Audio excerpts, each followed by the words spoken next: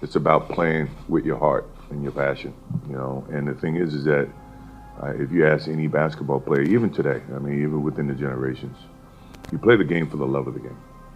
So every chance you get to play the game, you play it with the intensity of playing hard. Defense is a part of it. Offense is a part of it. Showcasing your talents, understanding who you're playing with, competing against your fellow players. All that is a part of the whole process. I love the game. I'm always going to love the game. I'm always going to feel like, or keep people off guard by not knowing, I can still play the game if I choose to play the game. The game should be fun. I enjoy the game. I think the game brings out a lot of happiness and joy to me, and I try to express that in the way that I play. And the people that are watching, I like to give them that sense of enjoyment as well.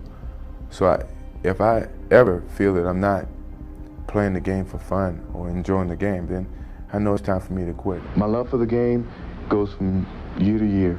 As I can continue to create my appetite and determination and certain goals for myself to achieve, then I'm gonna be playing. When you say that, never, you better be sure that, things are 100% that way, and I couldn't because of my love for the game, but I was pretty sure, when I left the game in '98, I was, pretty sure that I wouldn't come back to the game, 99.9% sure.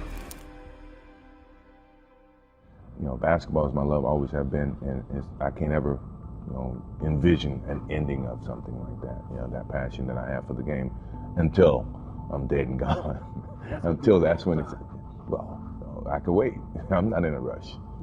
In fact, he's the only professional basketball player who has what they call a love of the game clause in his contract. It allows him to pick up a street game whenever he wants to. Jerry Reinsdorf, and at the same time, he, when I was trying to play in the summertime, he said, well, you're a part of the organization, and the organization said you can't play in the summertime. I said, Doug, you hadn't read the fine print in my contract. And my contract said I had the love of the game clause. That means I can play anytime I want, any place I want. And Doug looked at me and said, yeah, you're right. And that's how we became, a little closer in terms of Doug Collins and myself. And how about joy? The game. I love the game. Me, it's just a guy who loved the game. And you can see the passion, determination, and just the way that I play the game. And I never took the game for granted. I was very true to the game, and the game was very true to me. It was just that simple. You stuck it, baby! Michael! Michael, you stuck it, baby! You stuck it! Yeah! Yeah!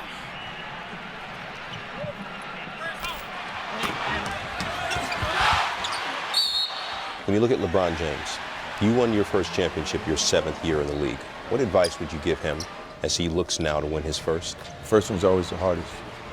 And then, as you get that first, the expectation comes.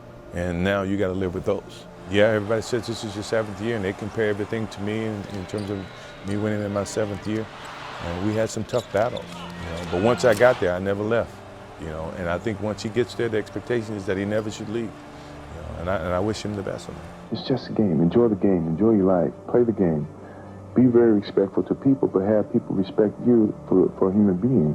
When I'm with my family, that's my private life. That's certainly, my time with them. I think one thing I kind of totally forgot, once I retired 18 months ago, was my love for the game of basketball. As much as I tried to stay away from the game, the more times that I played, the more times that my appetite got wet. Quite frankly, when you look at it, we get paid millions and millions of dollars to play the game that we've been playing ever since we were a kid. And that's the way I treat it. I always treated it as a game that I have enjoyed, and even if I didn't get paid $1, I still play the game somewhere. That's how much my love was for the game.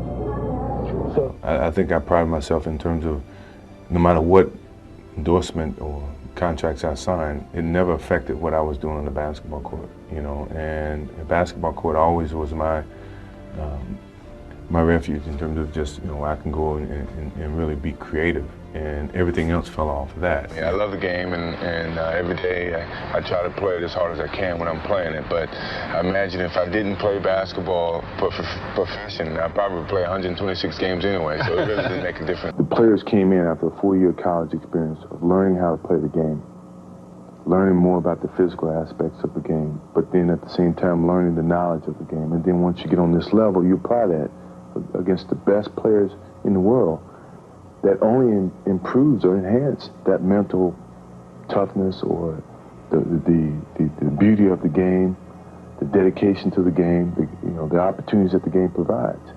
Not monetarily. That so happens to be a part of the game. I got a feeling that, even today, I still have that feeling. If you didn't get paid a dime, we still play the game of basketball somewhere. So the love of the game is something that either you have or you don't. You either love the game for what it's about, not for what it provides. I mean, I've envisioned myself playing as a kid, playing professional baseball, because I started baseball when I was 6 years old, and I had most of my success as a child in baseball. And I really didn't have my success in basketball until in my later years. I never chased that dream of becoming a professional basketball player or even a professional baseball player. I just played the sport because I loved it. And because of the work that I put into it, next thing you know, success was kind of bestowed upon me without me actually chasing it. It just happened. I didn't think I would ever be this successful. The game of basketball has been everything to me. My refuge, my place I've always gone when I needed to find comfort and peace. It's been a source of intense pain and a source of most intense feelings of joy and satisfaction, and one that no one can even imagine. It's been a relationship that has evolved over time and has given me the greatest respect and love for the game. It's provided me with a platform to share my passion with millions in a way I neither expected nor could have imagined in my career. I hope that it's given the millions of people that I've touched the optimism and the desire to achieve their goals through hard work, perseverance, and positive attitude. I don't look at this moment as a defining end to my relationship with the game of basketball. It's simply a continuation of something that I started a long time ago. One day you might look up and see me playing the game at 50. Oh, don't laugh. Never say never. Because limits, like fears, are often just an illusion. Thank you very much. Look forward to it.